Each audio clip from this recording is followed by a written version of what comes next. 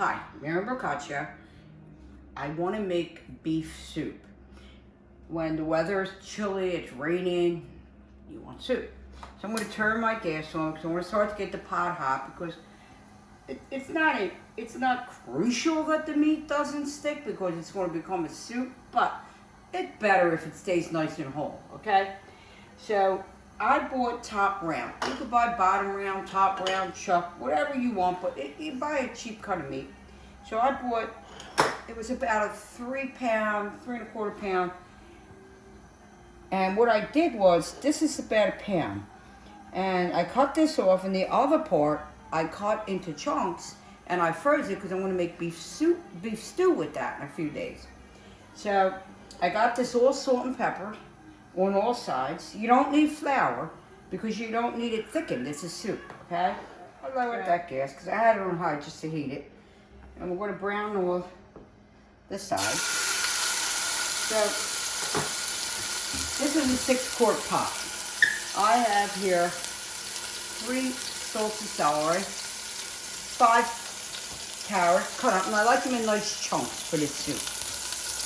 And I'm going to use up these raw onions that I bought from my cocoa van last week. It'll make the soup pretty, and I'll get rid of some of the onions. But I wanted to show you that if you go to look for it, and if you want to make the cocoa van or you want some fancy onions or something, that's what you're going to buy. Bird's eye mason. So we brown the meat, and then I'm going to just put the vegetables in for like 5 minutes to sweat them. And when you sweat the vegetables, all it means is you're starting to get out the flavors. You're starting to release the flavors of the product. So we got that covered. My father used to always make beef soup. My mother made chicken soup. And one time I was sick, I said, Dad, I need some chicken soup. He said, Marianne, you need the beef soup when you're sick. And I said, Dad, you need the chicken soup because it's antibiotics. He said, Marianne, what's the more strong, the chicken or the both? You need the beef soup. So, anyway, I'm making this. I'm thinking of my father. And we're going to come back when that meat's brown, and we'll show you how we're going to sweat the vegetables. I browned the meat all around. I lowered the gas because we're going to sweat the vegetables. You just do it, it just releases some of the flavor.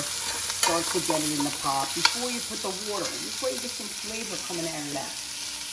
And I'm going to add some onions. Add as many as you want. Remember, onions give flavor.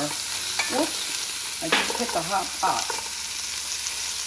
And I got my new glasses. I should be able to have seen that pot, but let's miss it. Okay, so that's probably, if I want to think about that, maybe 1 large onion. So this is going to be like a 6-quart pot. If you go to a butcher, but today they didn't have any, but usually they'll give you like some bones, just bare bones. You put in the soup, oh my God, it adds an extra flavor to the soup. When I was a kid, never had beef soup without it. Sometimes they'd be like some big things, they look like a joint, like a shoulder thing or something. And we'd have some cartilage stuck to it, and sometimes a little bit of meat, and we'd fight over the bones, who's going to get it. And some of the pieces had the marrow, which of course people wanted to eat the marrow, but I didn't have that today, so I'm going to put some salt and pepper in here because soup starts out water. You're going to need flavor. You're going to add some salt and pepper. And I'm actually making this soup because Jennifer Bellezzi, Silverman, texted me the other day and said, do you have a video for your beef soup? I'm in the mood for it. And I said, no, but I'll make one. So we call her Little Jen. Little Jen, who has 3 little boys right now. But Jen, I'm making this for you.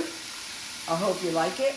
After this cooks for a while, about an hour, I'm going to come back and I'm going to add some tomato paste to it because you want some flavor and some color.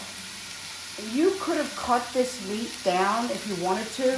Maybe the soup would cook a little faster, but it's going to take at least 2 hours because of that meat. But I kept it like this because my father never shredded the meat for the soup. Like I like it shredded in the broth. He used to take it and say, Marianne, you don't do it like that. You make the salad with the beef. And he would slice it or shred it, however he felt like doing it. A little bit of onion, real thin. You can put some capers in there. Good extra virgin olive oil, a little bit of red wine vinegar. It's like a side dish to the soup. So I'm going to add the water, and I'm going to fill the water to almost completely full, which is that it's almost 6 quarts. So we'll be back in about an hour.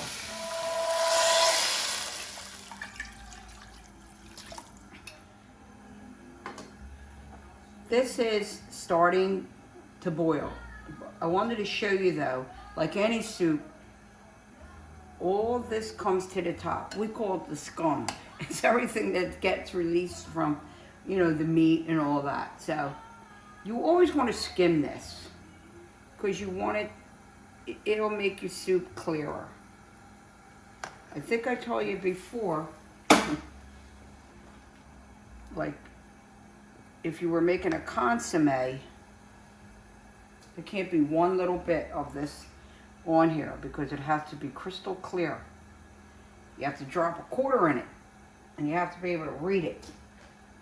So we're taking this off and bringing it to a boil helps all that come up. And you can see how much clearer the soup looks.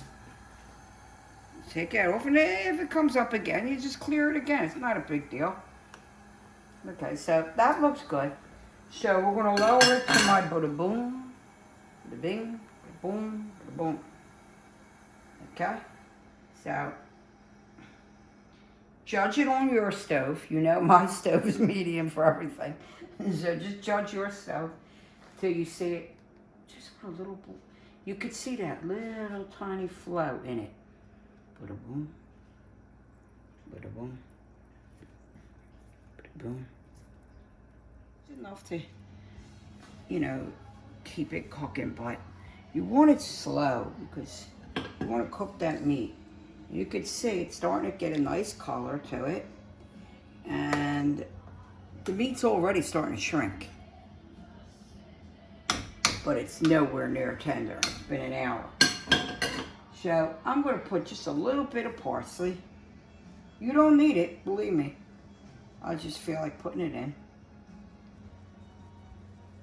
So maybe, probably about a tablespoon. And I'm going to put in some tomato paste because I think that beef soup is more appealing and more tasty. So that's 2 teaspoons. I'm going to stir that in and see if I think that's enough. And it gives a little bit of like sweetness and a little extra flavor to the soup. Just adds to it. Then you got the acid from those tomatoes too that'll help break down that meat a little bit. Okay, so now that's the color I like it. I don't want it any more red than that. I'm not making tomato soup. I'm making beef soup. See, this is the color it is. You like it a little darker? There's nothing wrong with you putting more in. But like I said, this is the way I like to eat it. Oh my God, this is going to be so good. I love beef soup. This is my favorite. Of these thin soups, can't beat it. Now's the time you start making these stews, you start making your soups. You know, we're going to have some cold weather coming up.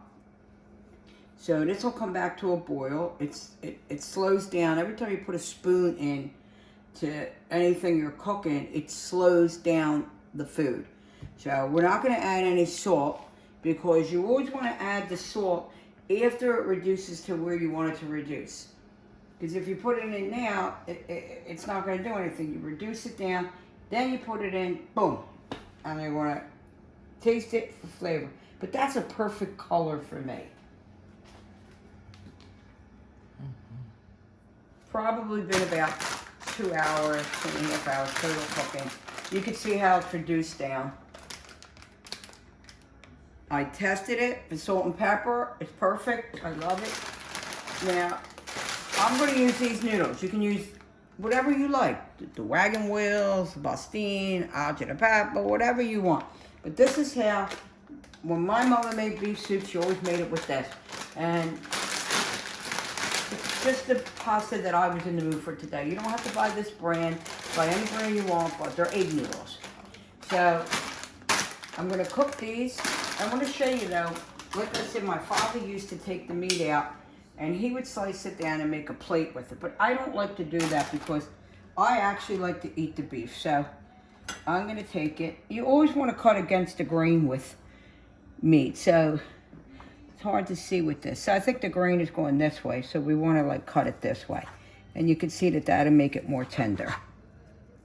Always cut meat against the grain. Otherwise you get shoe leather. So, and you can see this is going to be delicious in the soup. But he would lay that out like that. Put some thin sliced onion on it. Little red wine vinegar. Really good olive oil. And salt and pepper. You make a nice little salad. So I'm going to put this back in my soup till my noodles are ready. And then I'm going to have a bowl.